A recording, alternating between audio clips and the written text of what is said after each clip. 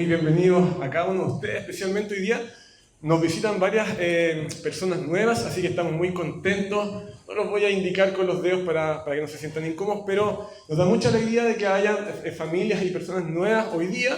Y también durante este tiempo de verano hemos recibido también a muchas familias de visita. Eso nos tiene muy felices.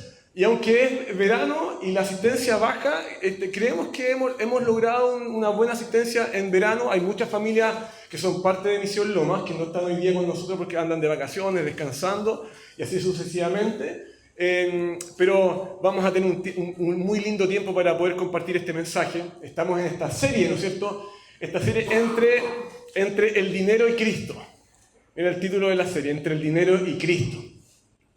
Y creo que si tú logras aguantar esta serie, vas a dar un paso muy importante, porque hablar de la administración de los bienes, hablar de finanzas, hablar de dinero, no es fácil en la vida de la iglesia. Sin embargo, Cristo habló mucho de esto y más de lo que nosotros creemos en su palabra. Así que lo que vamos a hacer es que los voy a invitar a que podamos orar para que el Espíritu Santo pueda guiar nuestro mensaje y también pueda caer en nuestros corazones y eso pueda generar transformación de vida. Vamos a orar. Señor, te damos las gracias por esta mañana, gracias por cada uno de los que estamos acá, sea con la inclinación o la motivación con la cual ellos han llegado y hemos llegado acá. Gracias por estar acá y te pedimos, Señor, que en esta mañana tú nos hables poderosamente, Señor. Tú te puedas revelar a nuestras vidas y puedas darnos mayor sabiduría, mayor claridad, Señor, respecto a entre el dinero y tu Hijo, Señor, entre el dinero y Cristo. ¿Cómo, Señor, podemos matar, Señor, o mortificar? ¿Cómo podemos morir, Señor, a la idolatría del dinero, a nuestro apego al dinero? Y hacer de tu Hijo, de Jesús, Señor, nuestro mayor valor, nuestra mayor riqueza, nuestro mayor tesoro. Ayúdanos a comprender, Señor, estas verdades, a atesorarlas humildemente, y aunque tengamos que lidiar con ellas, Señor, a no resistirnos orgullosamente, sino que a caer rendidos a tu sabiduría y poder, Señor, ser transformados día a día, Señor, para poder vivir para ti, para tu gloria, Señor. Por Jesucristo nuestro Señor. Amén. Amén. Bueno, como les decía, hoy día vamos a estar quizás respondiendo a esta pregunta: ¿cómo poder administrar nuestros bienes, Señor? ¿Con qué tipo de corazón somos llamados por Dios a poder administrar los bienes que Él ha puesto en nuestras manos? Estamos entonces en esta serie buscando sabiduría del Señor en lo que es el ámbito financiero, la administración. ¿Cómo poder, ¿no es cierto?, manejar los recursos que Dios ha puesto en nuestras manos? ¿Cómo poder despegarnos en el corazón de esta excesiva ansiedad de buscar el dinero excesivamente o ansiosamente? Para que el dinero se transforme y los bienes se transformen en un medio para poder glorificar al Señor y servir a los demás. ¿Cómo poder usar el dinero saludablemente y no caer en la idolatría de amar el dinero? Entonces hoy día lo que vamos a estar haciendo es que les voy a compartir algunas ideas, ¿ya? Vamos a estar viendo esta pregunta, entonces, ¿cómo administrar nuestros bienes? Y vamos a ver dos formas de administrar los bienes que Dios ha puesto en nuestras manos. Algunas ideas de esta jornada: cómo administrar el fruto de tu trabajo. Vamos a estar hablando de mayordomía y sacrificio. También voy a mostrar la diferencia entre una fe superficial y una fe real, una fe genuina. Vamos a darnos cuenta de nuestra urgente necesidad de correr hacia Cristo y superficialmente tocaremos algo de inversión. La narrativa en la cual nosotros hoy día vamos a basar nuestro mensaje de hoy es Génesis capítulo 4, para que tú lo puedas buscar en tu palabra, la famosa historia de Caín y Abel. Hemos tratado dos historias. Alejandro nos contó dos sermones, nos relató dos sermones, ¿no es cierto?, en 2 de Corintios capítulo 8 y 9 por ahí. Yo también traté la historia del joven rico, cuando él va y se encuentra con Jesús y después va y llora, ¿no es cierto?, y sale preocupado porque no puede dejar sus bienes. Y la última historia que yo les conté fue la historia entre Jesús y Zaqueo, ¿no es cierto?, este encuentro de la semana pasada. La historia del día de hoy va a ser de Caín y Abel, y ustedes saben que nuestro expresidente Piñera, no es que yo sea de un lado o de otro, ¿no es cierto?, solamente en el fondo creo que es bueno decirlo. Él tuvo una entrevista en la radio cooperativa, no sé si ustedes se acuerdan, hace un par de un tiempo atrás, él estuvo hablando de la delincuencia, le preguntaron ahí los periodistas acerca de la delincuencia, y él tuvo un lapsus bíblico en ese momento, seguramente tú lo vas a recordar. Dijo lo siguiente, dijo que el primer crimen de la humanidad, dice, lo cometió Abel cuando mató a Adán, a su hermano Adán con una quijada de un burro. Después las redes sociales taparon al presidente Piñera con esto y fue parte de las piñericosas que todos nosotros recordamos. Esa no es la historia. La historia la encontramos en Génesis capítulo 4, ¿no es cierto? Y muchos eruditas concuerdan que este Génesis fue escrito por Moisés. Nuestra historia te la voy a resumir si no pusiste atención. Consiste en dos hermanos, quizás tú eres hermano mayor o hermano menor, dos hermanos, uno mayor Caín, uno menor Abel. El mayor Caín estaba en el rubro agricultor, ¿no es cierto? Y él ofreció a Dios del fruto de la tierra. El hermano menor, algunos de ustedes son hermanos menores, Abel, estaba en el rubro de la ganadería. Ese era su negocio, era pastor de ovejas. Entonces Abel ofreció a Dios lo mejor de su ganado y de su grasa. Y el Señor miró con agrado a Abel y a su ofrenda, pero no miró con agrado a Caín y a su ofrenda. Y cuando esto pasó, Caín tuvo una pataleta, de esas pataletas que nosotros siempre tenemos, se llenó de rabia, empezó a maquinar una estrategia y sacó del juego a su hermano Abel, matándolo. Él intentó ocultar esto de alguna manera. Dios, que lo ve todo y que lo examina todo, lo confrontó y le dio una nueva oportunidad para que él se arrepintiera. Caín, en lugar de arrepentirse, se endureció su corazón y Dios lo maldijo, lo castigó y lo expulsó de su presencia. Y pasó de tener mucho en su vida a poder vivir en la miseria. Y aunque el castigo fue terrible para Caín, al final de la historia vemos que Dios le dio una señal de gracia para con él. Esa es la historia. Entonces quiero que ustedes puedan ver por lo menos las siguientes partes de nuestro relato de hoy. Número 1, dos formas de acercarnos a Dios con nuestros recursos. En segundo lugar, el Señor examina nuestros corazones cuando administramos. En tercer lugar, donde no hay fe ni arrepentimiento, llega el castigo y la miseria. En cuarto lugar, las buenas noticias. Dios nos ha dado un mejor y más grande Abel que ruega por nosotros, Jesucristo.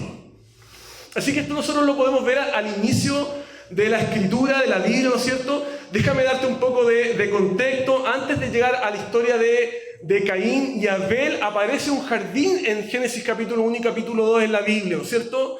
Y en ese jardín, lo que estaba ahí era la misma presencia de Dios. Estaba el árbol de la vida. Fluía la vida verdadera en ese jardín, en la presencia de Dios. Y Adán y Eva, que fueron nuestros primeros padres, ellos decidieron construir su vida en ese momento y hacer las cosas de acuerdo a su propia sabiduría, a su propia inteligencia. Y ellos rechazaron la sabiduría de Dios. Y ellos en su rebeldía y terquedad, ese primer matrimonio, ellos fueron expulsados de la presencia del Señor. Y todo lo que era pleno, todo lo que era gozoso, todo lo que era alegre, se volvió una calamidad y una miseria por esa decisión.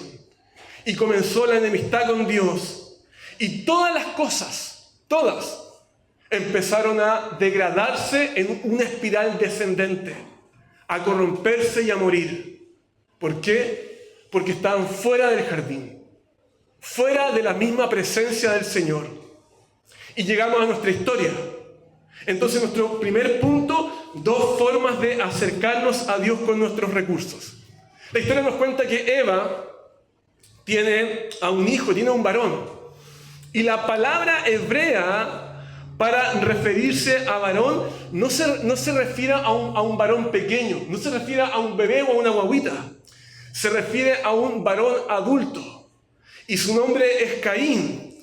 Y ustedes se darán cuenta que en la Biblia los nombres nos muestran mucho de la historia de las personas. Tú cuando ves un nombre en la Biblia, tú deberías preguntarte qué significa ese nombre y cuál es la historia de esa persona.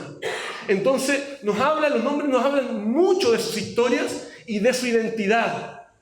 Y el nombre Caín tiene un sonido en el hebreo parecido a la palabra caná, que significa conseguir, adquirir u obtener. Entonces la pregunta que deberíamos hacernos es, ¿por qué poner atención en el nombre Caín es tan importante hoy día para nosotros? Porque la identidad de Caín nos habla mucho de una persona que consigue y busca y obtiene algo con sus fuerzas y sus capacidades. Eva miró a su hijo varón adulto y le dijo, y le pondré por nombre Caná o Caín. Un hombre que adquiere cosas por sus propios esfuerzos. Yo conseguí esto, yo trabajé por esto, yo me sacrifiqué por esto, yo me lo merezco. Por lo tanto, yo lo disfruto.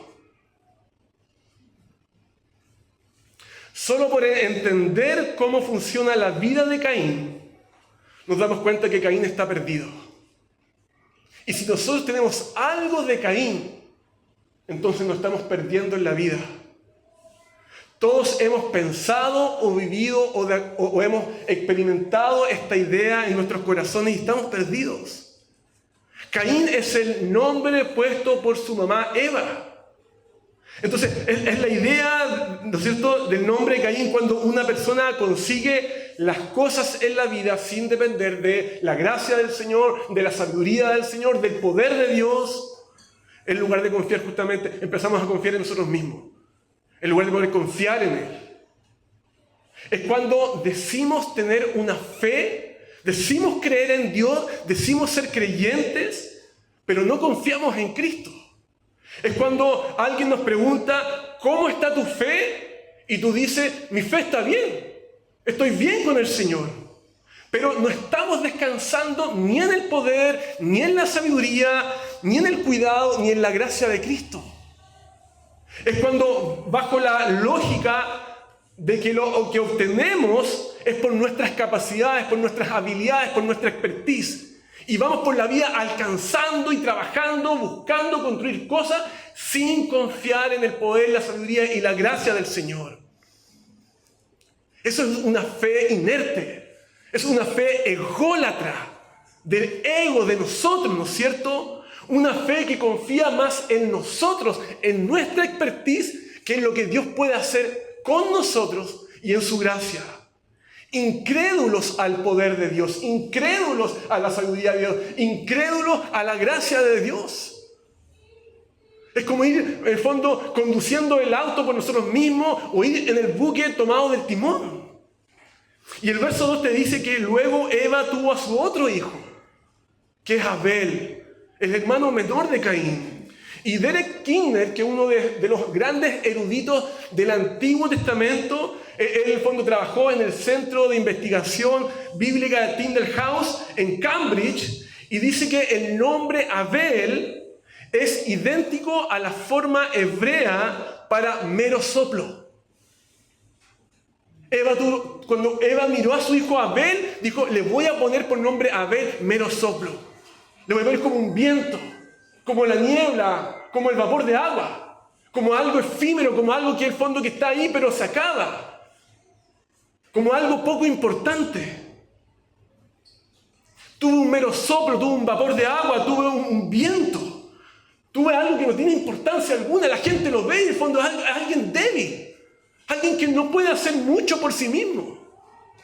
No es experto, no es capaz, no es fuerte, un mero soplo.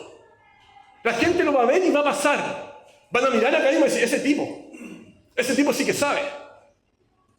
Así que Abel no tiene peso, no tiene relevancia. Parece débil frente a Eva y frente a los demás. Y si tú tuvieras que elegir, no sé, si tú estuvieras en un equipo, ¿no es cierto?, de tu empresa, eligiendo directivos, eligiendo en el fondo a las mejores personas, a la gente más capaz, ¿no es cierto?, en tu equipo de fútbol, de básquetbol, lo que sea, tú elegirías a un gallo como Caín. Alguien que te saque adelante tus proyectos por su empuje, por sus capacidades, por su temperamento, por su carácter en la vida. Algunos le dicen mentalidad de tiburón. Pero Abel, un soplo, un vapor de agua sin relevancia, débil. Y el verso 3 al 5 te dicen, andando el tiempo, sucedió que Caín llevó al Señor una ofrenda del fruto de la tierra. Y Abel también llevó a algunos de los primogénitos de sus ovejas, de los mejores entre ellas. Y el Señor, ¿qué es lo que hizo? Examinó, miró, investigó, ¿no es cierto?, escudriñó y miró con agrado a Abel y a su ofrenda. Y cuando mira al experto, al capaz, al que tiene mentalidad de tiburón, no lo miró con agrado ni a Caín ni a su ofrenda. Y aquí podemos ver más el contraste entre dos hermanos, uno mayor y uno menor, entre dos formas de acercarnos a Dios con nuestros recursos, dos formas de administrar, dos formas de manejar el dinero, dos formas de acercarnos a Dios, dos formas de administrar los recursos que Él ha puesto en nuestras manos, dos actitudes del corazón. ¿Eres como Caín o eres como Abel? Caín era el que estaba en el negocio de la agricultura. Abel estaba en el negocio de la ganadería. Caín va y le lleva un fruto de la tierra al Señor. Caín no se te muestra como alguien liberal. Caín no se nos muestra como alguien progresista. No es un ateo, no es un agnóstico. No se nos dice nada de eso. De hecho, ni siquiera es un hombre nuevo en la fe cristiana. Él sabía que había que dar, que había que ofrendar. Caín conoce al Señor. Podría estar en medio nuestro. Y él hace algo. Él organiza, él planifica, él tiene su Excel, tiene un presupuesto y decide. Él decide sacar algo de sus bienes. ¿Para qué? Para poder dárselo al Señor. Y él lo que hace es que está administrando, apartando una fracción, un porcentaje de lo que Dios le ha dado. Y le lleva eso. Le lleva un porcentaje al Señor. Él no se acerca con las manos vacías a Dios. Él cumple con su deber. Caín podría haber calmado su conciencia ese día y haber dicho, lo hice un domingo más. Lo hice una semana más. Fue difícil, lo logré. Logré dar a Dios una semana más. Vamos que se puede. El dinero no me está consumiendo, los recursos no me están consumiendo. No soy un hombre apegado a las cosas materiales. Una tajadita para Dios y el resto de la tajada para mí. Quizás nosotros podríamos especular un poco, ¿no es cierto? Caín cumplió con el mínimo. Pero el texto no te dice qué porcentaje dio Caín al Señor. El problema es que no radica ni en la ofrenda, ni en la calidad, ni en el tipo. Tampoco radica en el porcentaje. El problema está en el corazón de Caín, en su espíritu, en su alma, en sus afectos, en lo que está allá adentro, en su ser interior. Y este relato te revela en esta mañana, Dios te está hablando, y te revela en esta mañana que hay dos caminos para poder acercarnos al Señor. Dos formas, no una tercera, dos nomás. Formas de administrar nuestros bienes, nuestros recursos y el dinero. El Señor miró con agrado a Abel y luego como una segunda cosa miró su ofrenda. Primero, ¿qué fue lo que miró? Bien, miró su corazón, luego miró lo material. ¿Y cuál fue la reacción de Dios cuando miró el corazón de Abel? Él se agradó. Él se agradó de Abel y luego de su ofrenda. El Señor está mirando y examinando lo que está pasando interiormente en cada uno. Recuerda, ellos están administrando. Ellos están haciendo un presupuesto, ellos están sacando, ¿qué porcentaje? Ellos están haciendo inversiones, ellos están justamente mirando qué fracción, cuánto voy a dar, qué es lo que voy a poner acá y qué es lo que voy a poner a este otro lado. ¿Con qué disposición están administrando los bienes que Dios ha puesto en sus manos? Y Dios está examinando con cuál actitud ellos se están acercando a Él. ¿Qué es lo que está allá adentro? En sus afectos, en su espíritu, en sus corazones. Por eso que el profeta Jeremías dice, yo el Señor examino el corazón, yo el Señor pruebo los pensamientos, para darle a cada uno según sus caminos, según el fruto de su obra o el fruto de su trabajo. Jeremías capítulo 17, versículo 10. Entonces cuando el Señor examina el corazón de Abel, Dios se agradó de él. ¿Y sabes por qué? No hay que especular. La Biblia interpreta la Biblia. Recorremos varios libros hacia adelante y el libro de Hebreos te lo responde. Hebreos capítulo 11, versículo 4 te lo dice. Por la fe Abel ofreció a Dios, textual, un sacrificio más aceptable que el de Caín. Y por eso fue reconocido como un hombre justo. Y Dios aceptó con agrado sus ofrendas. Aunque Abel está muerto, todavía habla por medio de su fe. Y hoy día, Abel, ¿no es cierto? Hoy día es para nosotros un ejemplo de qué tipo de fe es la que nosotros debemos tener cuando administramos nuestros bienes. Pero cuando Dios mira a Caín y ve a su ofrenda, ¿qué es lo que hace Dios? ¿Acaso no lo resiste? ¿Acaso no lo rechaza? Claro que sí. Dios miró el corazón de Caín cuando ministraba y lo resistió. ¿Y sabes por qué? Porque Dios miró su corazón, miró su ser interior, miró sus afectos, miró su alma. Cuando Caín estaba administrando, se acercó al Señor sin sumisión, sin temor de Él. Él va hacia Dios sin poner su identidad en el Señor. Su esperanza, su identidad está puesta en otra parte. No hay fe genuina.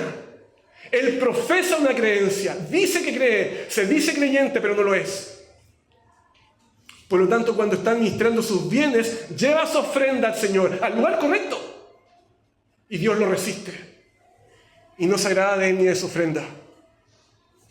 El Señor está examinando continuamente nuestros corazones, en la forma que administramos nuestros recursos, los bienes y el dinero.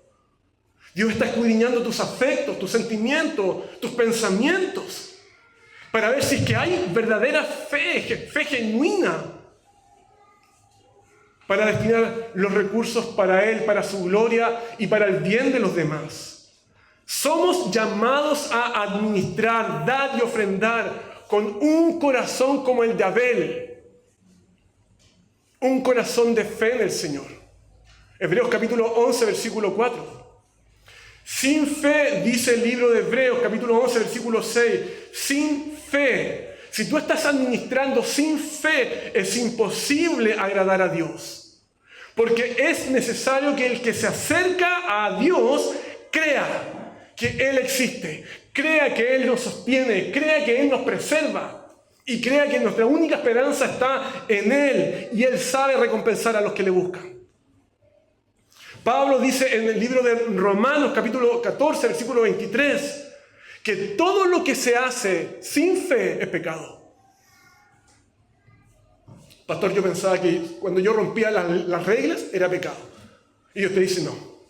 Si tú estás haciendo cualquier cosa, estás comiendo, administrando, bebiendo, jugando, entrenando y lo haces sin fe, estás pecando. Cualquier cosa que se hace, esto está en el contexto de la comida, sin fe es pecado. Entonces la administración de tus bienes o de los bienes que le pertenecen al Señor deben hacerse así. Y la fe bíblica lo voy a explicar. La fe bíblica tiene 3 partes, 3 aspectos. Lo voy a explicar con una ilustración. Imagina que tú estás a la orilla, en una playa, en un lago, ¿no es cierto? En un gran lago. Y a la orilla de la agua hay un barco. Y tú necesitas cruzar al otro lado del lago. Tres aspectos de la fe bíblica. Primero, tú necesitas creer que existe un barco, un bote, y que el bote está ahí. Eso es lo primero, primer aspecto. Lo segundo, tú necesitas creer que el bote puede cruzarte a ti. Singular, no plural, singular. Y en tercer lugar, necesitas moverte hacia el bote, subir al bote y dejar que el bote te cruce al otro lado. Tres aspectos de una fe genuina, bíblica. Ahora déjame traducirlo a lo espiritual, ¿no es cierto?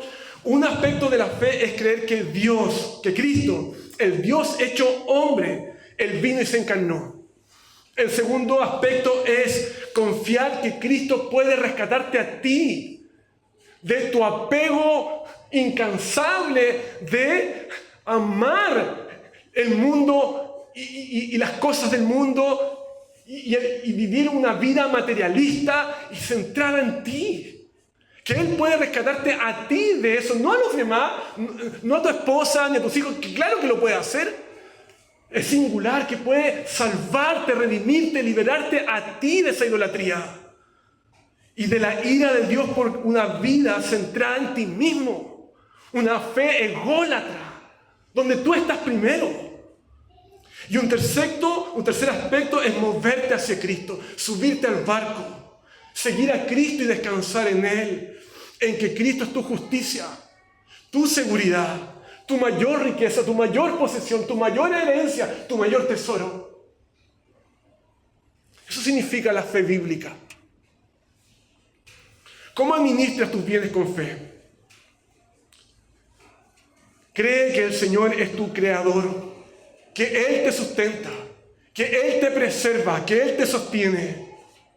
Reconoce en segundo lugar que todo le pertenece a Él.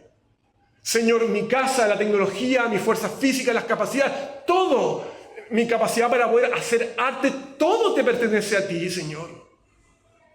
Reconoce que Cristo es tu dueño, que Él te creó y que Él vino para poder comprarte con su sangre.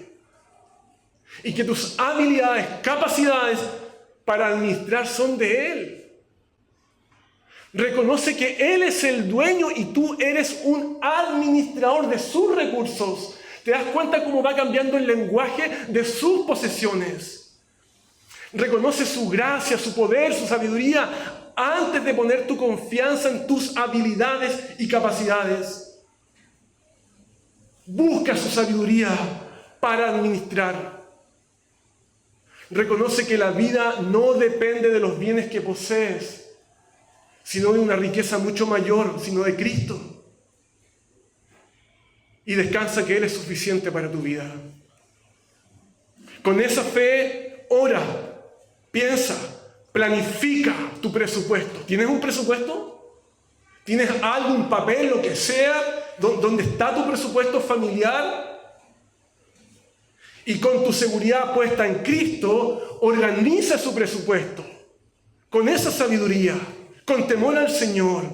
Y que tu presupuesto, ya sea que esté en un papel o en un Excel, refleje y dé cuenta que esa administración está orientada y centrada bajo los principios de la Biblia, de la Escritura. La historia continúa y nos dice en el verso 6, entonces el Señor le dijo a Caín, ¿por qué estás enojado? ¿Por qué ha decaído tu semblante? Cada vez que hablo de dinero, me toca tener conversaciones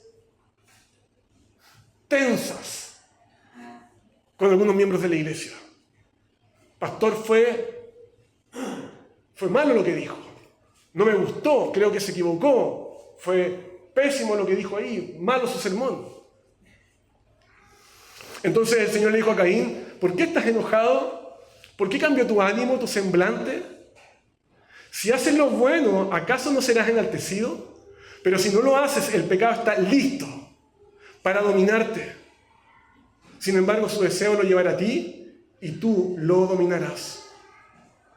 ¿Sabes lo que pasa con Caín? Caín lisa y llanamente no acepta la crítica, no reconoce que está mal. Él, en lugar de humillarse y atender el consejo, ¿qué es lo que hace? Él se defiende. Él se eriza, él se justifica, le caen mal las cosas que en el fondo está escuchando. Entonces Caín es un arrogante, Caín es un terco. No es capaz de aceptar que le digan que está haciendo mal las cosas. ¿Saben por qué? Porque es un testarudo, es un orgulloso. ¿Y qué es lo que hace Dios? Dios lo confronta. Y en lugar de humillarse, Caín se endurece.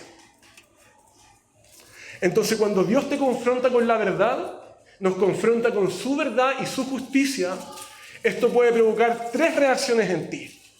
La primera, o tratas del que te está enseñando, o lo que estás escuchando, o lo que estás leyendo, o lo tratas de loco y fanático a quienes te dicen estas cosas. Primera reacción.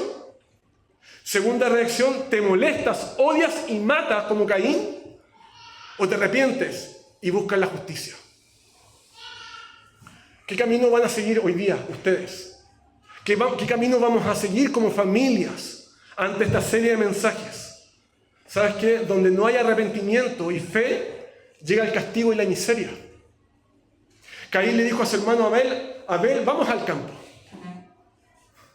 Vamos a salir al campo a darnos una vuelta. De repente pueden que hermanos te digan, ¿sabes qué, hermano? Vamos a salir a darnos un paseo. Y quizás no con las mejores intenciones, en lugar de edificar con un espíritu de destrucción. Y mientras ellos estaban en el campo, Caín se levantó contra su hermano Abel y lo mató.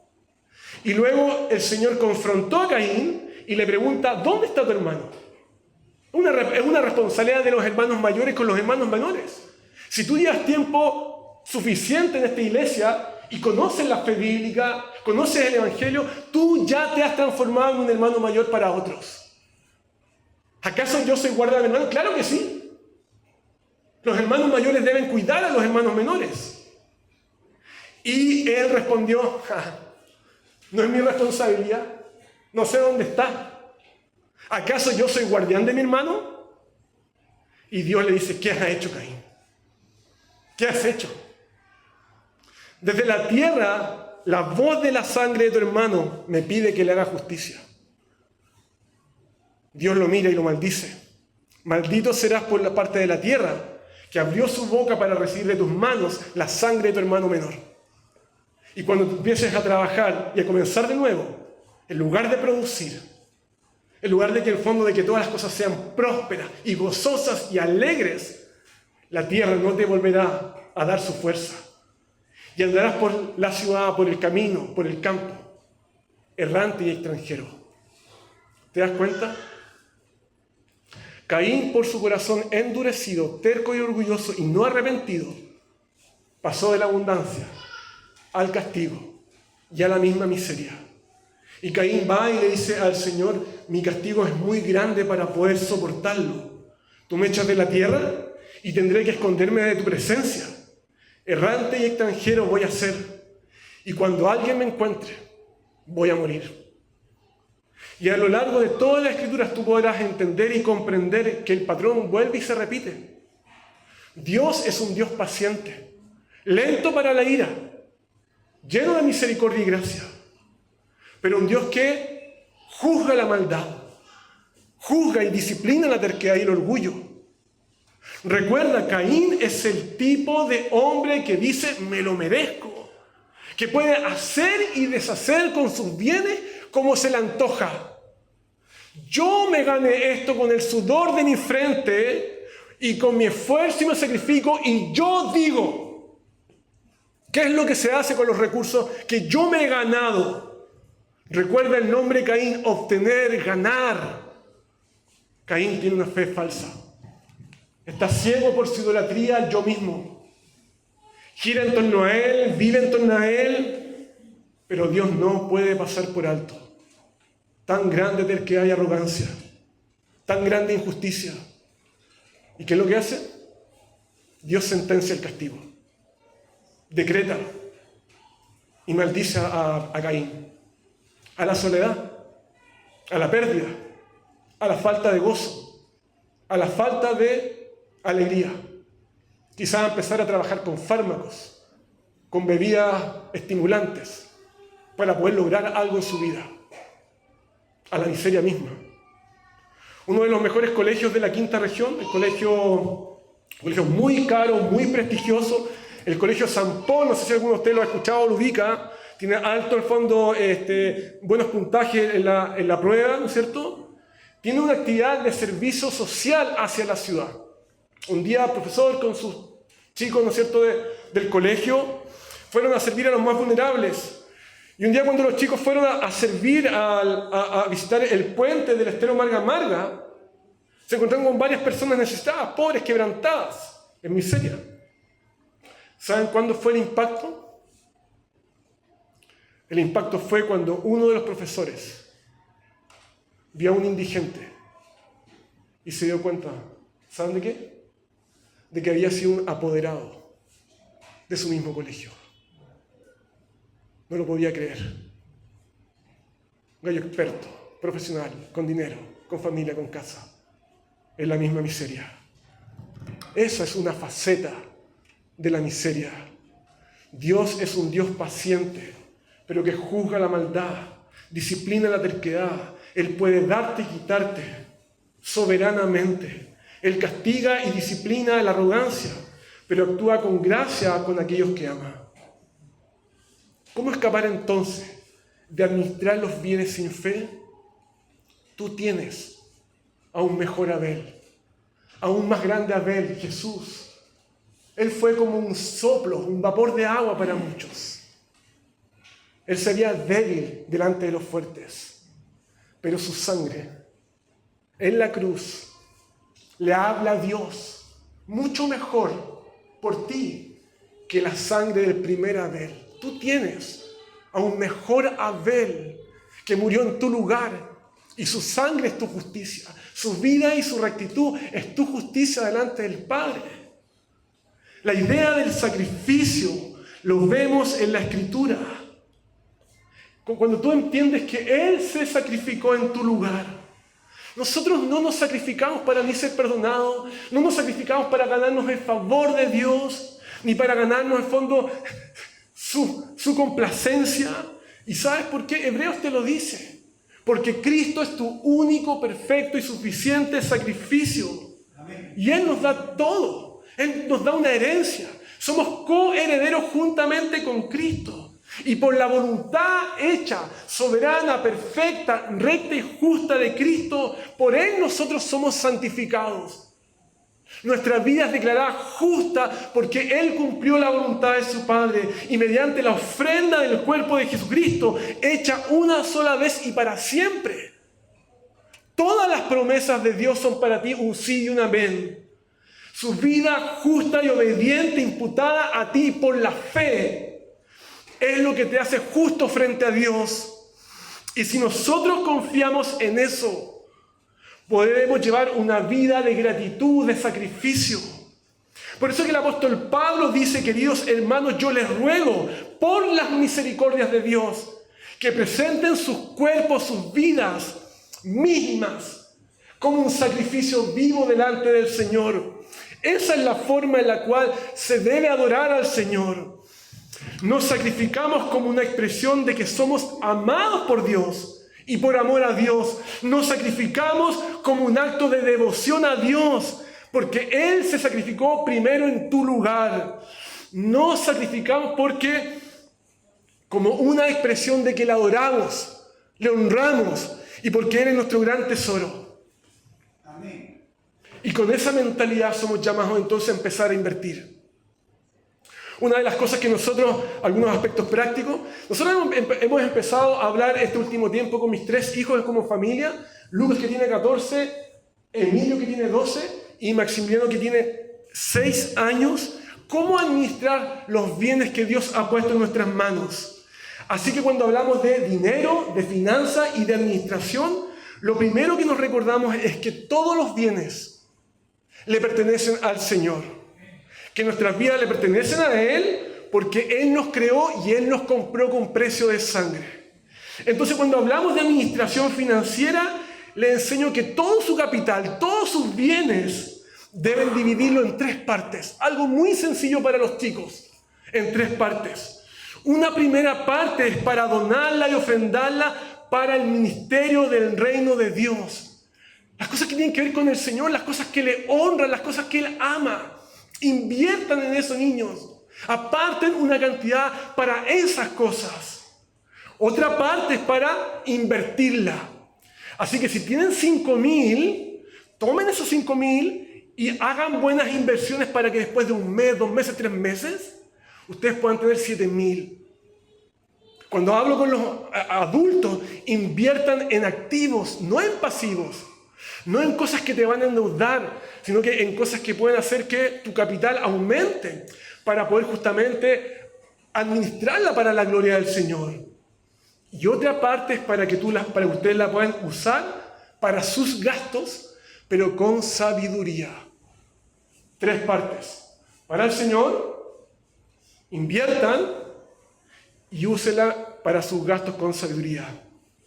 Queridos amigos y hermanos, inviertan en lo eterno, en ideas y proyectos que puedan permanecer por la eternidad. Usen sus recursos y piensen en eso. ¿Cuánto durará? ¿Cuánto tiempo se alargará esta inversión? ¿Cuál es su beneficio? ¿Cuáles son sus resultados? ¿Qué es lo que va a producir esto si yo pongo dinero acá? ¿Algo que se va a acabar? ¿Algo que se va a corromper? ¿Algo que se va a podrir? ¿Algo que me lo pueden quitar? ¿Algo que me lo pueden robar?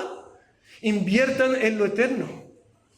Inviertan también en la próxima generación. ¿Saben qué? Los pastores hoy día, los pastores jóvenes, tendríamos 25, 30 años. Y en esta iglesia están los pastores de sus hijos y de sus nietos. Los que hoy día están embarazados y están esperando bebés, sus nietos. No nos van a ver a nosotros. Van a ver a los nuevos pastores. Inviertan en la próxima generación. Su Padre Celestial sabe que ustedes tienen necesidad de todas las cosas esenciales de la vida. Pero primeramente busquen el reino de Dios y su justicia. Y todas las demás cosas serán añadidas. Deben tener cuidado de cómo administra los recursos del Señor, los que Él ha puesto en sus manos. ¿Saben qué? Cuando Jesús confrontó a los religiosos moralistas de su época, les dijo: ay de ustedes, fariseos y escribas, porque ustedes pagan el diezmo de la menta, el eneldo, y del comino. Ustedes pagan el diezmo, ustedes dan el 10% de la hierba, del fruto de su trabajo del campo. Pero ¿saben qué? Ustedes soslayan las cosas más importantes de la ley, que es la justicia, la misericordia y la fe. Entonces ustedes debemos entender muy bien las palabras de Jesús.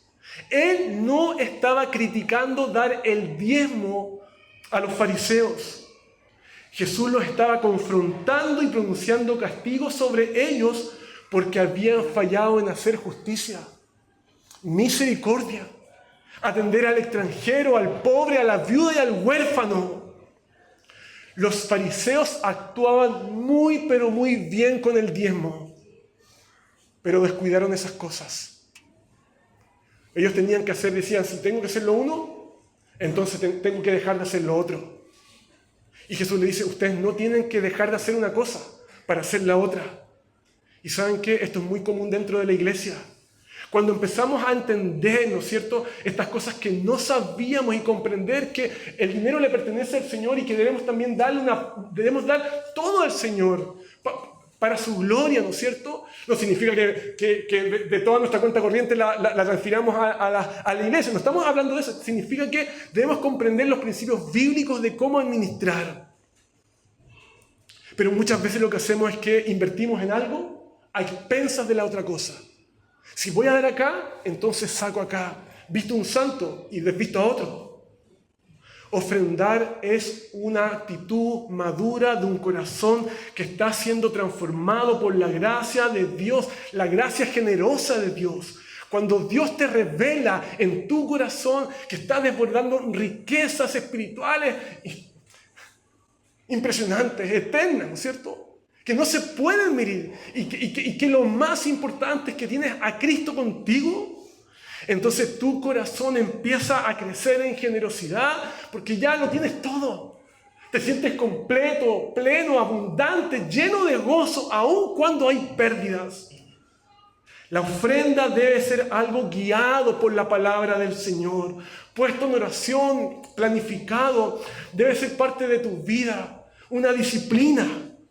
Pablo animó a que los corintios se planificaran cuando planificó la ofrenda a los hermanos que estaban en Jerusalén. ¿Cómo hacerlo? Termino con esto. Miren al mejor y perfecto Abel.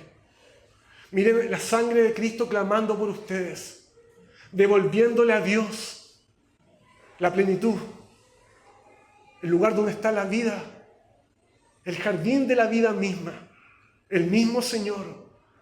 La sangre del mejor Abel clama por ti, mejor que la sangre del primero.